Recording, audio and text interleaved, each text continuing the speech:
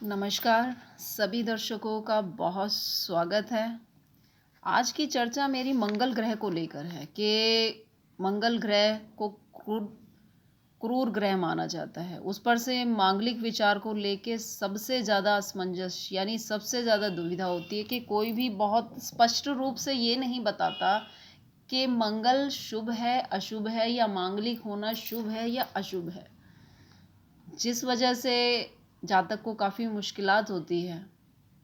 मेरा खुद का निजी अनुभव है कि अगर मांगलिक किसी ने बता दिया तो जातक में एक शंका या एक डाउट बन ही जाता है कि मांगलिक होना क्या बहुत नेगेटिव चीज़ है, नकारात्मक है, कि ये इसके सिर्फ नुकसान ही होते हैं। क्योंकि शादी का जो एक विचार होता है बिना मांगलिक विचार के पूर्ण नहीं है। तो इसी विचार को लेते हुए मैं मांगलिक विचार की चर्चा करती हूँ कि ज़्यादातर जो होता है केवल पहले चौथे सातवें आठवें और 12वें भाव में मंगल को स्पष्ट रूप से मांगलिक कह देते हैं, लेकिन हर प्रकार की स्थिति में कुछ अपवाद भी होते हैं कि यदि लगन में मंगल हो, चतुर्थ भाव में मंगल हो, सप्तम में मंगल हो, अष्टम में मंगल हो और द्वादश में मंगल हो तो उसे मांगलिक जातक कहा जाता है कि इनका विवाह मांगलिक से ही हो तो ज़्यादा शुभ कहा जाता है। कई बार गुरु की दृष्टि बहुत महत्वपूर्ण रहती है कि अगर गुरु की दृष्टि मंगल पर पड़ती है तो उसमें मांगलिक दोष खत्म हो जाता है, उसका मान्य नहीं होता। लेकिन फिर भी जितने भी जातक हैं जिनका मंगल को लेकर थोड़ा सा अगर क्वेश्चन भी है तो मेरे ये अनुरोध है कि आप क्वेश्चन पूछिए। क्वेश्चन जब तक आप पूछेंगे नहीं तब तक आपको क्लैरिटी नहीं मिलेगी कि मंगल शुभ है अशुभ है, प्लस है माइनस है, किस प्रकार के रिजल्ट देगा। प्लस चीज़ें भी बहुत सारी हैं, नेगेटिव चीज़ें तो लोग ऑटोमेटिकली आप तक पहुंचा देंगे। अब जब गुरु की दृष्टि पड़ती है मंगल दोष नष्ट हो जाता है। फिर भी जो भी मांगलिक जातक हैं उनके लिए एक 28 का जो एज है, मंगल की एक परिपक्व आयु जो है 28 वर्ष निश्चित की गई है कि मांगलिक जो लोग हैं अगर वो 28वें वर्ष में हैं तो उनका जो विवाह है काफ़ी हद तक शुभ माना जाता है। किसी भी संबंध के लिए देखिए धैर्य बहुत ज़रूरी है, समझ बहुत ज़रूरी है, उस सब के लिए आपको अनुभव करना पड़ता है। अगर आप 18-19 साल की आयु में शादी करते हैं तो आपस में अगर समझौते का समझ नहीं है तो फिर शादी खराब होना तय होता है।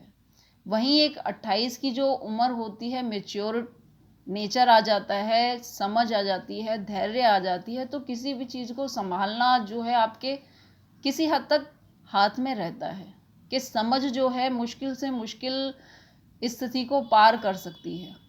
और वहीं अगर आपके पास समझ नहीं है, धैर्य नहीं है, तो आप साधारण स्थिति या अच्छी स्थिति को भी खराब करने में कोई देर नहीं लगेगी। तो ये तो विचार हुआ इसको लेके। अब मैं बात करना चाहूँगी कि मंगल की क्या विशेषता है। मंगल की विशेषता ये है कि ये जो जातक होते हैं काफ़ी ऊर्जावान होते हैं, बहुत एक्टिव होते हैं, हेल्थ और मतलब फिटनेस बहुत अच्छी होती है अगर मंगल अच्छा है। वहीं पर क्रोध पर बहुत ज़रूरी है नियंत्रण। नियंत्रण अर्ली एज में नहीं आ सकता, ये चाहे कितना भी आप समझ लीजिए कि अगर जो एज है 15 के बाद जो ग्रो है उसमें एग्रेसिव नेचर रहता ही है, जो कि संबंधों के लिए थोड़ा सा कष्टकारी भी प्रूव हो जाता है। तो मेरा ये ज़रूर है कि जो क्रोध है जब तक आपके कंट्रोल में नहीं आए तब तक आप विवाह बंधन में ना बंधें। खास तौर पे मांगलिक लोग जिनका मंगल लगन में है, सप्तम में है और अष्टम में है, अष्टम को भी काफ़ी भारी मंगल कहा जाता है। पर भारी का अर्थ ये बिल्कुल भी नहीं है कि इनके जीवन में सिर्फ कष्ट होगा।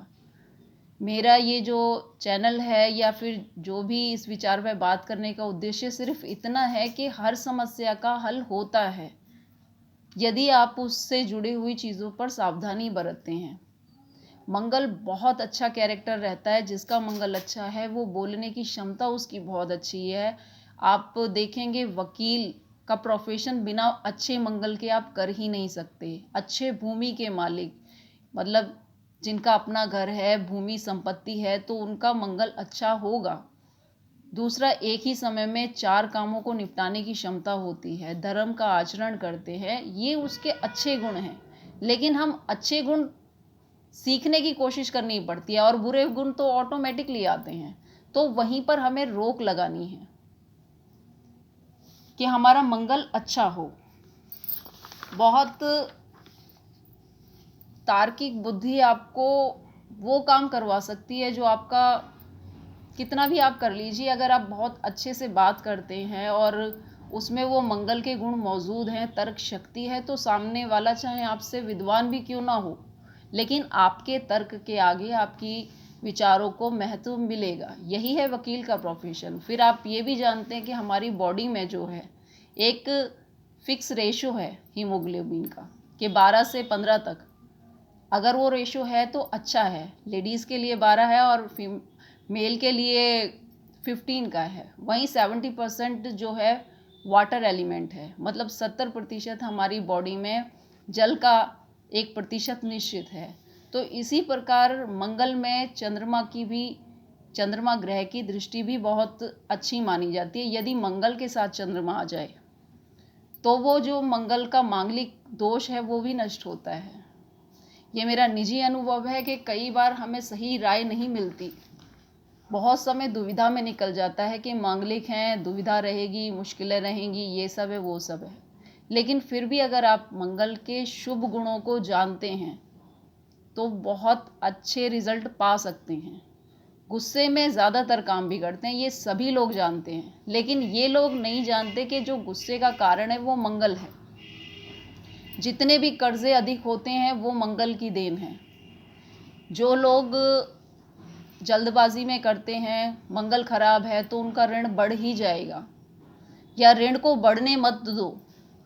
लोन लेना अपने आप में मंगल बिगाड़ना है।